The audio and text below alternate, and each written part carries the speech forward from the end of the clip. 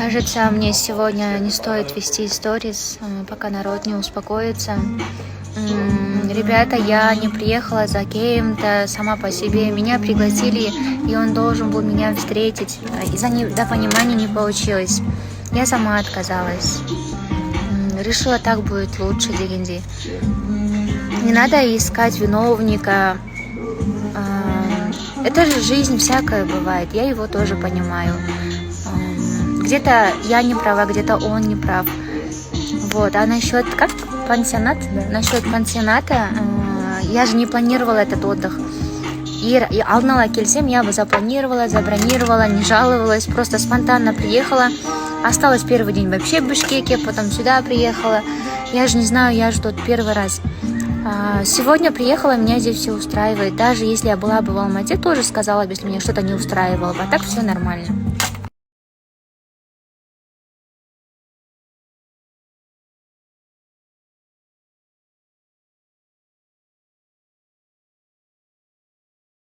Кешеден бері Алла тағала менің сұрағандарымды естіді ғой деймін. Бізді осы Ыстықкөлдегі самый люкс ең күшті отельдің өзі қонаққа шақырып жатыр. Қазір отель ауыстырамыз. Сол жаққа шықтық. Неге алдын ала бронировать етпедіңдер деп жатқан адамдар бар ғой. Просто біз өзіміздің плансыз келдік та шақырғаннан кейін. И болмай қалды енді, баратын жерімізге жете алмай қалдық, сол үшін сами своим ходом так. Негізінде ниетің түзу болса, барлық жерден жол ашылады. Зато бір отельде демалдық.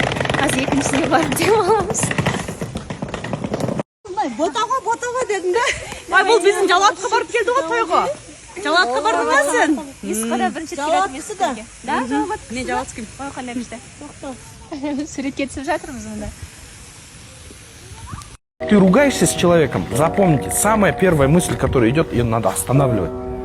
И промолчать, проглотить. Приходит вторая волна, ее тоже надо останавливать. Потому что она проклятого, да? Это эмоции, там шайтан еще подъедет, скажет, смотри, она что говорит, да? Что ты молчишь, вот эта тема. Вот эти все просто удержать и потом сказать свое настоящее слово, от которого ты потом не откажешься. Вот эта тема, это же сложный выбор.